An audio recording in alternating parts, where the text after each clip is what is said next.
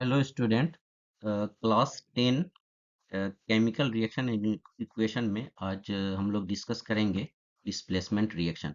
ये किसके अंडर में आता है? टाइप्स ऑफ केमिकल रिएक्शन में, जिसमें पहला था कॉम्बिनेशन रिएक्शन, दूसरा था आपका क्या है डिकम्पोजिशन रिएक्शन, और थर्ड है क्या डिस्प्लेसमेंट रिएक्शन। तो इसका पिछला वीडियो जिसने भी नहीं देखा है, जिन बच्चों ने, तो ज़रूर वो जाके फटाफट से जाके देख लो।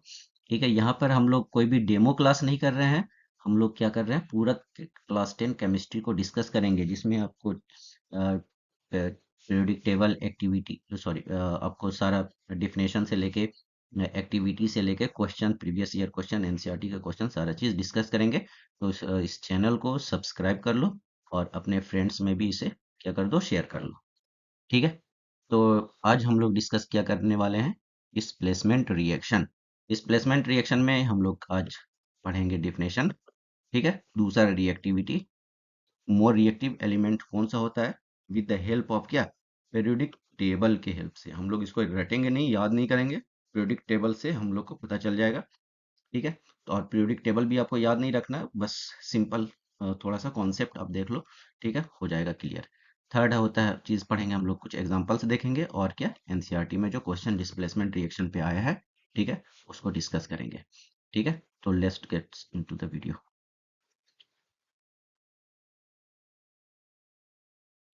डिस्प्लेसमेंट रिएक्शन क्या होता है?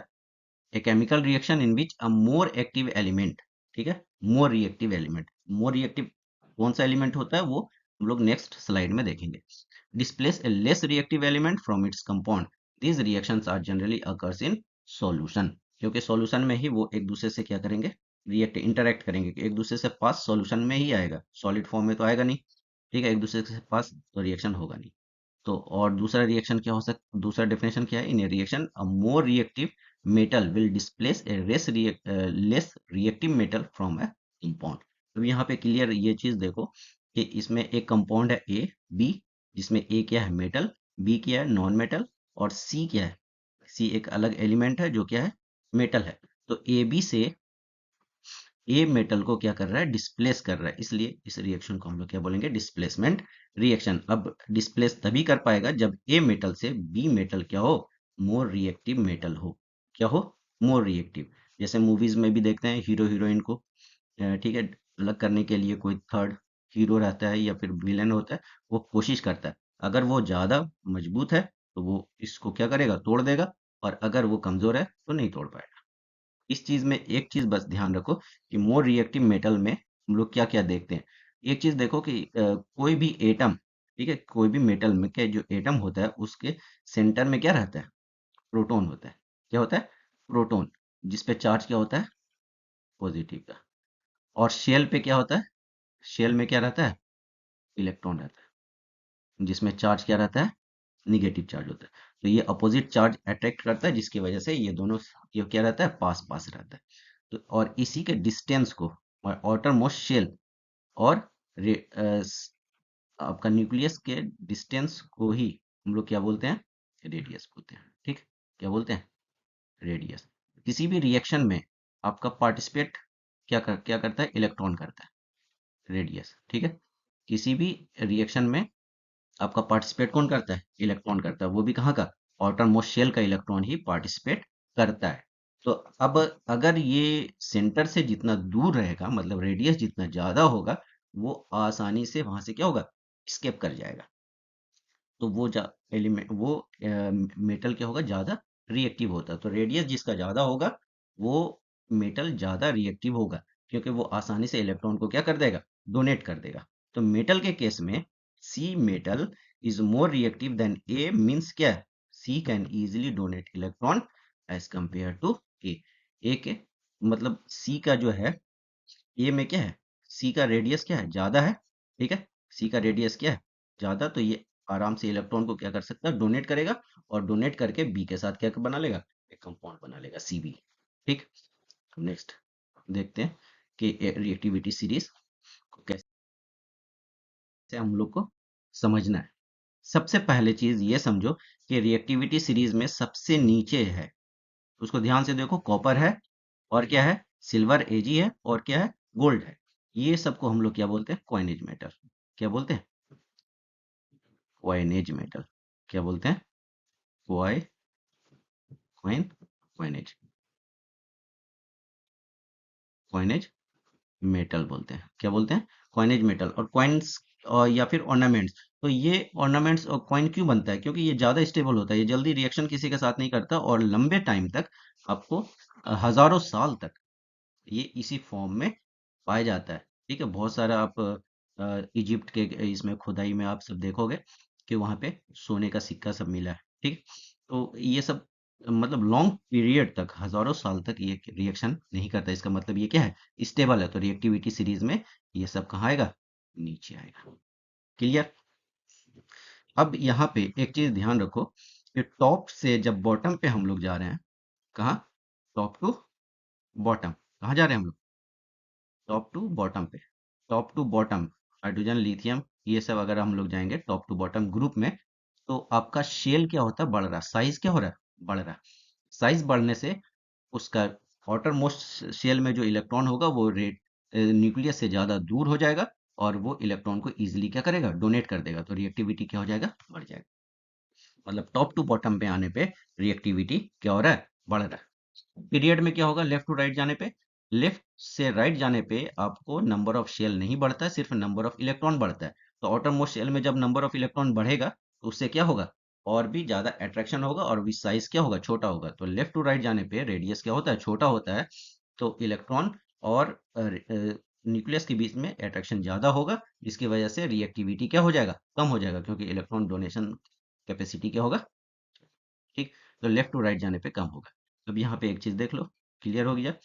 तो अगर सोडियम और पोटेशियम, ये हो गया सोडियम Na, पोटेशियम हो गया K, इस दोनों में बोला जाए कि कौन ज्यादा रिएक्टिव है, तो ये पोटेशियम क्या है? ज्यादा रिएक्टिव, क्योंकि ये साइज बड़ा है, इसलिए ये कहाँ रहेगा? टॉप रहेगा। उसके बाद क्या रहेगा? सोडियम रहेगा। अब लेफ्ट टू राइट जाने पर रिएक्टिविटी कम हो रहा है। ठीक, तो लेफ्ट मैग्नीशियम और कैल्शियम, इस दोनों में देखो तो कैल्शियम का ज्यादा होगा, उसके बाद मैग्नीशियम आएगा। तो पहले कैल्शियम हो जाएगा, फिर मैग्नीशियम होगा। इस दोनों में सोडियम में और मैग्नीशियम में किसका ज्यादा होगा? सोडियम का ज्यादा होगा, क्योंकि लेफ्ट टू राइट जाने पे साइज क्या हो रहा है? छोटा होता जा रहा है। तो रिएक्टिविटी क्या हो रहा है? कम होता जा रहा है। तो इधर जाने पे रिएक्टिविटी, कहाँ? इधर जाने पे रिएक्टिविटी क्या हो रहा है? कम हो रहा है। और ये नीचे जाने पे रिएक्टिविटी क्या हो रहा है? बढ़ रहा है। ठीक है, अब एल्यूमिनियम देख लो, एल्यूमिनियम यहाँ पे है। ठीक, तो एल्यूमिनियम इससे कम रिएक्टिव हो गया। जिंक और एफी, जिंक देखो एफी यहाँ पे 26 में है और एफी कहाँ पे है? एफी हो गया 26 और जिंक हो गया 30। इस दोनों में एक एक्सेप्शन होता है कि जिंक का जो है साइज बड़ा होता है एफी से। ठीक है, केमिस्ट्री में बहुत सारे एक्सेप्शंस होते हैं, कुछ को याद रखना होता है। तो यहाँ पर जिंक का साइज बड़ा होने की वजह से जिंक ज्यादा रिएक्टिव होता है। किससे? एफी से। जिंक ज्यादा क्या होगा? रिएक्टिव होगा। किससे? एफी से। इसलिए हम लोग देखते हैं कि आयरन के जो शीट्स होते हैं उसमें जिंक का क्या होता है? गैल्वेनाइजेशन होता है। गैल्वेनाइज्ड शीट आपने सुना होगा। ठीक है, तो गैल्वेनाइज जिंक से करते हैं ताकि एफी के साथ रिएक्शन नहीं हो, और जो भी रिएक्शन हो वो जिंक के साथ हो और एफी मेरा क्या हो? बचा रह जाए। इसलिए आपको याद होगा कि यहाँ पे हम लोग क्या करते हैं? जिंक का कोटिंग करते हैं। उसके बाद पीबी, पीबी कहाँ है? लेड, लेड यहाँ पर है। तो ऊपर से नीचे साइज क्या हो रहा है? बहुत बढ़ गया। ठीक, लेकिन इससे कम है। लेफ्ट टू राइट जाने पे आपका साइज क्या हो रहा है? छोटा हो रहा है। तो इसलिए ये क्या हो जाएगा? नीचे हो जाएगा। हाइड्रोजन का जनरली हम लोग इलेक्ट्रोनिगेटिविटी सीरीज में इसको हम लोग क्या वैल्यू रहते हैं? 0 रहता है। तो इसके ऊपर क्लियर हो गया, इसके नीचे क्लियर हो गया। ऊपर वाले जो मेटल है, ऊपर में जो मेटल है वो नीचे के मेटल को क्या कर देगा? रिप्लेस कर देगा। नीचे का मेटल जो है ऊपर के मेटल को रिप्लेस नहीं कर पाएगा, ऊपर से नीचे। ठीक है, क्लियर हो गया? तो एफई, एफई देख लो, एफई मेरा कहाँ पे है? यहाँ पे एफई है। और ये सॉल्यूशन क्या है? कॉपर सल्फेट का सॉल्यूशन। कॉपर क्या है? नीचे। तो ऊपर वाला ज्यादा रिएक्टिव होता है नीचे से, इसलिए ये सॉल्यूशन में से कॉपर को क्या करेगा? रिप्लेस कर देगा। तो ये क्लियर हो गया कि ये रिएक्शन क्या होगा? होगा। ये रिएक्शन क्या होगा? मेरा होगा, क्योंकि ये आयरन जो है मोर रिएक्टिव है। किससे? कॉपर से। तो ये हमको पता कैसे चलता है? क्योंकि कॉपर सल्फेट का सॉल्यूशन क्या होता है? ब्लू। और आयरन सल्फेट का सॉल्यूशन क्या होता है? फेड ग्रीन या लाइट ग्रीन बोल सकते हो। तो रिएक्शन में जब तुम देखोगे कि ब्लू से ग्रीनिश कलर में चेंजेस हो रहा है, इसका मतलब यहाँ पे रिएक्शन हो रहा है। ठीक। अब कॉपर देखो, कॉपर क्या है, नीचे आ रहा है, रिएक्टिविटी सीरीज में नीचे आ रहा है, और आयरन कहाँ आ रहा है, ऊपर आ रहा है। तो ये कॉपर आयरन को रिप्लेस कर पाएगा? आयरन कॉपर को आयरन कॉपर जो है आयरन को रिप्लेस कर पाएगा या नहीं कर पाएगा, बताओ। ठीक है, नहीं कर पाएगा, क्योंकि ये कॉपर जो नीचे है, आयरन ऊपर है, तो ये रिएक्शन आपका नहीं होगा। ठीक, ये रिएक्शन नहीं होगा। क्लियर हो गया? नेक्स्ट आ जाओ, कुछ एग्जांपल्स और देख लेते हैं। जिंक जो है कॉपर सल्फेट को रिप्लेस कर देगा, क्योंकि जिंक कहाँ है, ऊपर है, कॉपर कहाँ है, नीचे है। तो जिंक कॉपर सल्फेट में से कॉपर को क्या कर देगा, चेंज, रिप्लेस कर देगा। और इसका कलर कैसे पता चलेगा कि ब्लू से ये क्या हो रहा है, कलरलेस हो रहा है। कलरलेस और व्हाइट में डिफरेंस है। व्हाइट जो होता है वो आपको व्हाइट दिखेगा, कलरलेस जो पानी का कलर होता है। पीबी भी है ना, पीबी जो आपका लेड है, ये भी आपका कॉपर से ऊपर है, तो ये भी आपको कॉपर को रिप्लेस कर देगा। तो ये ब्लू कलर का जो कॉपर सल्फेट है, ये किसमें, व्हाइट हो जाएगा, जैसा मिल्की व्हाइट जैसा हो जाएगा। ठीक, तो ये रिएक्शन भी मेरा होगा। जिंक जो है आपको पता ही है, जिंक ऊपर आता है रिएक्टिविटी सीरीज में, और Fe कहाँ आता है, नीचे। तो ये भी इसको रिप्लेस कर देगा।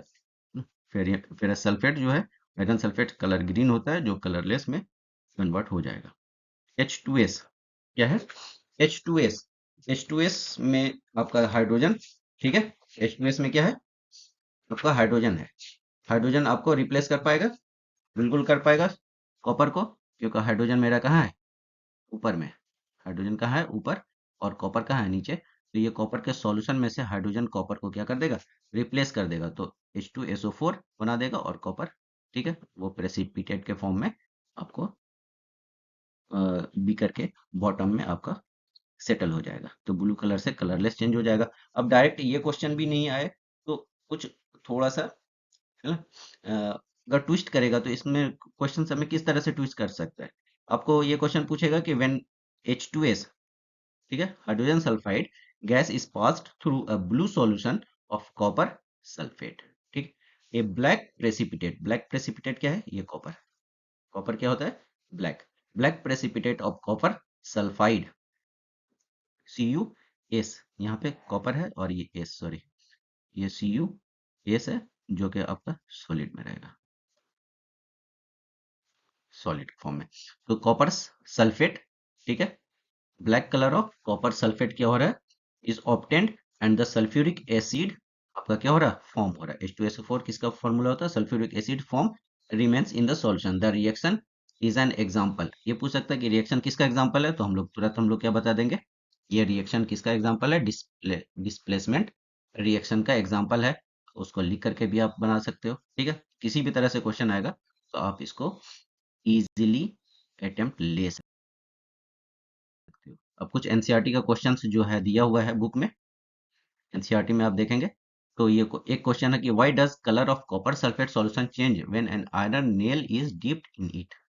आयरन नेल को कॉपर सल्फेट के सॉल्यूशन में जब डालते हैं तो कलर क्या होता है, चेंज होता है। क्यों? क्योंकि Fe जो है वो कॉपर सल्फेट से कॉपर को क्या कर देगा, रिप्लेस कर देगा, और आयरन सल्फेट बना देगा, जिसका कलर क्या होता है, ग्रीन। और कॉपर जो है ये आयरन के नेल में, आयरन नेल जो है उसके ऊपर डिपॉजिट हो जाएगा, तो उसका कलर क्या हो जाएगा, ब्राउन। तो when an iron nail is dipped in copper sulphate solution, the iron displace the copper from the solution and forms an iron sulfate which is green in color. The iron nail also gets coated with a brown layer of, clear हो गया। दूसरा question जो NCERT में 14 number question दिया हुआ है, in the refining of silver, silver के refining में, ठीक है, प्योरिफिकेशन ऑफ सिल्वर में, the recovery of silver from silver nitrate solution involve displacement of bye copper metal, write down the reaction. तो यहाँ पे देख लो, AgNO3 silver sulphate, silver nitrate है, जिसको कॉपर के साथ इसको रिएक्ट कर रहे हैं, तो क्या बनेगा, कॉपर नाइट्रेट। Ag का जो है वैलेंसी 1 होता है, और NO3 नाइट्रेट का वैलेंसी भी 1 होता है, इसलिए 1 1 में है। कॉपर का वैलेंसी 2 होता है, और नाइट्रेट का वैलेंसी 1 होता है। तो कॉपर का वैलेंसी कहाँ चला गया, नाइट्रेट में, और नाइट्रेट का वैलेंसी कहाँ जाएगा, कॉपर में, जो 1 है। ठीक है, तो CuNO3 होल ट्वाइस हो गया। और Ag जो है आपका, वो आपको प्रेसिपिटेट के फॉर्म में मिल जाएगा। अब इसमें और क्वेश्चन क्या हो सकता है कि इसको बैलेंस करने के लिए भी पूछ सकता है। ठीक है, तो आप राइट साइड में देखो, नाइट्रेट जो है कितना है, 2 है, और राइट साइड लेफ्ट साइड में नाइट्रेट कितना है, 1 है, NO3 1 है, तो यहाँ पे 2 से मल्टीप्लाई कर दो। अब 2 से मल्टीप्लाई NO3 हुआ है तो Ag भी हुआ, तो Ag यहाँ पे 2 हो गया, तो यहाँ पे 2 से मल्टीप्लाई कर दो, हो गया, बैलेंस हो गया। तो कुछ भी क्वेश्चन पूछेगा डिस्प्लेसमेंट रिएक्शन से, तो आप इसे बना सकते हैं। उम्मीद है कि आपको क्लियर हो गया होगा, और फिर भी कोई डाउट है तो आप कमेंट सेक्शन में अपना कमेंट लिखिए। ठीक है, और अगर अच्छा लगा हो तो लाइक कर दें, और अगर नहीं अच्छा लगा हो तो भी आप कोई सजेशन कुछ है तो आप सजेशन देंगे। ठीक है, और यहाँ पे हम लोग कंप्लीट पूरा का पूरा क्लास 10 केमिस्ट्री को वीडियोस बनाएंगे। ऐसा मत समझिए कि कुछ वीडियोस बना रहे हैं जो प्रमोशन के लिए बना रहे हैं, बाकी फिर नहीं बनाएंगे। ठीक है, पेड रहेगा, ऐसा कुछ भी नहीं है, टोटल फ्री रहेगा। तो उम्मीद है आपको ये क्लियर हो गया होगा। ठीक है, और फिर से एक बार रिक्वेस्ट कर रहे हैं कि इसे चैनल को सब्सक्राइब, प्लीज सब्सक्राइब कर लें। Thank you.